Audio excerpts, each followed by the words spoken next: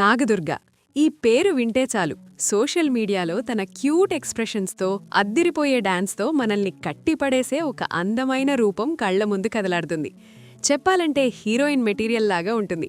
కేవలం ఒక folk సాంగ్తో YouTube హిస్టరీలోనే రికార్డులు తిరగరాసి కొన్ని వందల మిలియన్ల వ్యూస్ని కొల్లగొట్టిన ఈ తెలుగింటి అమ్మాయి ప్రయాణం నిజంగా ఒక వండర్ అని చెప్పాలి.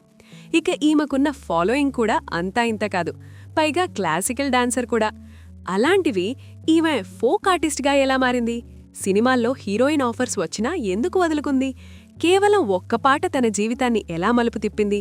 ఇలాంటి ఎన్నో ఇంట్రెస్టింగ్ విషయాలను, ఆమె పర్సనల్ లైఫ్ విశేషాలను ఈరోజు మనం ఈ వీడియోలో క్లియర్గా తెలుసుకుందాం. మీరు నాగదుర్గ గారి డాన్స్ని ఇష్టపడేవారైతే ఈ వీడియోని చివరి వరకు చూడండి, ఎందుకంటే ఆమె గురించి మీకు తెలియని ఎన్నో ఆసక్తికరమైన నిజాలు ఇందులో ఉన్నాయి. నాగదుర్గ అసలు పేరు గుత్తా నాగదుర్గ. ఈమె నల్గొండ జిల్లాలోని ఒక సాంప్రదాయ బ్రాహ్మణ కుటుంబంలో జన్మించింది. తండ్రి చలపతిరావు గారు, తల్లి వాసవి. నిజానికి నాగదుర్గ డాన్సర్ అవ్వడం వెనుక ఆమె తల్లికి నాట్యం పట్ల ఉన్న తీరని కోరిక ఒక ప్రధాన కారణం. ఆమె తల్లికి చిన్నప్పుడు నాట్యం నేర్చుకోవాలని, ఎంతోమందికి నేర్పించాలని ఉన్నా అప్పటి పరిస్థితుల వల్ల అది సాధ్యం కాలేదు. అందుకే తన కలని తన కూతురు ద్వారా నెరవేర్చుకోవాలని బలంగా అనుకుంది.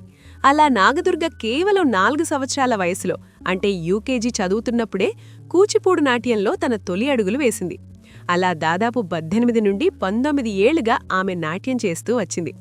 ఇక తన చిన్నప్పుడు రామాలయంలో జరిగే ప్రోగ్రామ్స్ని ఎంతో ఇంట్రెస్టింగ్గా చూసి ఇంటికి వచ్చి చిన్న పాపైన నాగదుర్గ తన చున్నీని నాట్య కాస్ట్యూమ్లా కట్టుకుని అక్కడ చూసిన స్టెప్పులను అలాగే వేసి చూపించేదట. దీంతో ఆ ఇంట్రెస్ట్ని గమనించిన తల్లిదండ్రులు ఆమెను సపోర్ట్ చేయడం స్టార్ట్ చేశారు. ఇక చదువు విషయానికొస్తే నాగదుర్గ హైదరాబాద్లో జర్నలిజంలో డిగ్రీ కంప్లీట్ చేసింది. కానీ తన ప్రాణం మాత్రం నాట్యంలోనే ఉందని భావించి కూచిపూడి నాట్యంలో మాస్టర్స్ కూడా కంప్లీట్ చేసింది.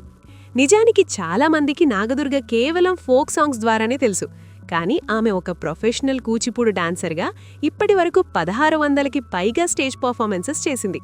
కేవలం నాట్యం చేయడమే కాకుండా నాగదుర్గ నృత్యాలయం అనే డాన్స్ ఇన్స్టిట్యూషన్ స్టార్ట్ చేసి దాదాపు 100 మందికి పైగా స్టూడెంట్స్కి కూచిపూడి నేర్పిస్తోంది. అయితే ఇంత క్లాసికల్ బ్యాక్గ్రౌండ్ ఉన్న నాగదుర్గ ఒక్కసారిగా ఫోక్ ఇండస్ట్రీ వైపు ఎలా వచ్చింది అనేది ఒక అద్భుతమైన మలుపు. అది సరిగ్గా కోవిడ్ లాక్డౌన్ సమయంలో జరిగింది. లాక్డౌన్ వల్ల డాన్స్ క్లాసులు ఆగిపోయి ప్రోగ్రామ్స్ లేక ఇంట్లోనే ఖాళీగా ఉండాల్సి వచ్చింది. ఆ సమయంలో సరదాగా ఒక యూట్యూబ్ ఛానల్ ఓపెన్ చేసి తన డాన్స్ వీడియోలు అప్లోడ్ చేయడం మొదలుపెట్టింది. మొదట్లో ఆమె కేవలం క్లాసికల్ డాన్స్ వీడియోలే పెట్టేది. కానీ ఒకసారి ఫోక్ ట్రై చేద్దామని పెట్టిన వీడియో ఊహించని విధంగా వైరల్ అయింది. ఆ వీడియోని చూసిన క్రియేటర్స్ ఆమెను కాంటాక్ట్ అయ్యారు. అలా ఆమెకు తిన్నా తీరం పడతలే అనే సాంగ్లో అవకాశం వచ్చింది.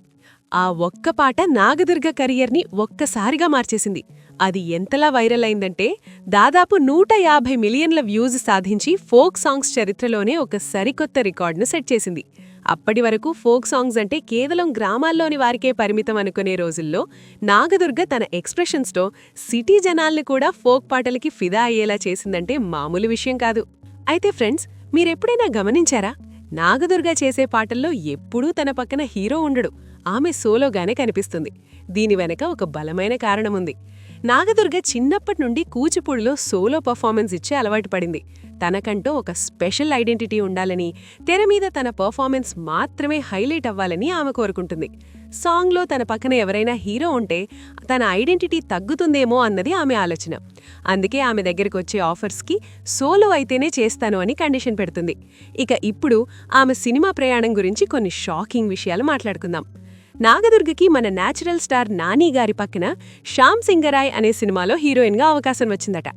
అలాగే అశోకవనంలో అర్జున కళ్యాణం లాంటి పెద్ద సినిమాల్లో కూడా ఆఫర్స్ వచ్చాయట. కానీ అప్పుడు ఆమె పీహెచ్డీ చేస్తున్నానని, నాట్యంలో డాక్టరేట్ సాధించే వరకు సినిమాలు చెయ్యాలని మొండిగా ఆ ఆఫర్స్ని వదులుకుందట. ఒక నటిగా సెటిల్ అవ్వడం కంటే ఒక డాన్సర్గా తనకంటూ ఒక గౌరవం ఉండాలని ఆమె ఆశపట్టడం నిజంగా గ్రేట్ కదా. అయితే చివరకు కలివివనం అనే ఒక వైవిధ్యమైన సినిమాతో ఆమె వెండితెరకి పరిచయమైంది.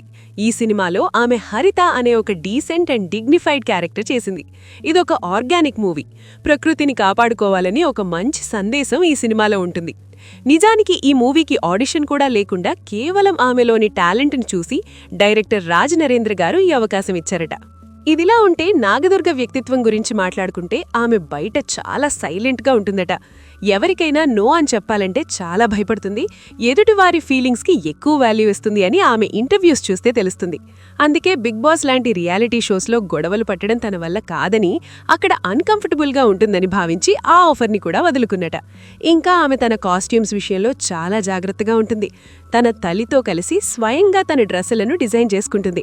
స్క్రీన్ మీద తను ఎప్పుడూ ఒకేలా కనిపించకూడదని, ప్రతి సాంగ్లోనూ ఒక కొత్త లుక్ ఉండాలని ప్రతి చిన్న విషయంలోనూ జాగ్రత్త తీసుకోవడం వల్లే ఆమె లుక్ అందరికీ నచ్చుతుంది. ఇక నాగదుర్గకి ప్రభాస్ అంటే ప్రాణం. ప్రభాస్ సినిమాలో అవకాశం వస్తే ఒక చిన్న పాత్రైనా సరే చేయడానికి ఆమె ఎప్పుడూ సిద్ధమేయట. నిజ జీవితంలో ఆమె సింగిల్ అని, తనకు ఎలాంటి బాయ్ ఫ్రెండ్ లేదని కూడా ఒక ఇంటర్వ్యూలో క్లారిటీ ఇచ్చారు. రెమ్యూనరేషన్ కంటే కూడా తనకు సాంగ్ లిరిక్స్, మ్యూజిక్ ముఖ్యమని, పాట అర్థవంతంగా ఉంటే తక్కువ రెమ్యూనరేషన్ ఇచ్చినా చేస్తానని చెప్పడం తన వృత్తి పట్ల తనకున్న అంకిత భావాన్ని చూపిస్తోంది. మొత్తానికి నాగదుర్గ జర్నీని చూస్తే మనకొక విషయం అర్థమవుతుంది. మన సంప్రదాయాలను మర్చిపోకుండా టాలెంట్తో పాటు క్రమశిక్షణ ఉంటే సక్సెస్ ఖచ్చితంగా మనల్ని వెతుక్కుంటూ వస్తుంది. క్లాసికల్ డాన్స్లో ఎంతో పట్టు ఉన్న ఆమె జానపద గీతాల ద్వారా లక్షలాది మంది హృదయాలను గెలుచుకుంది.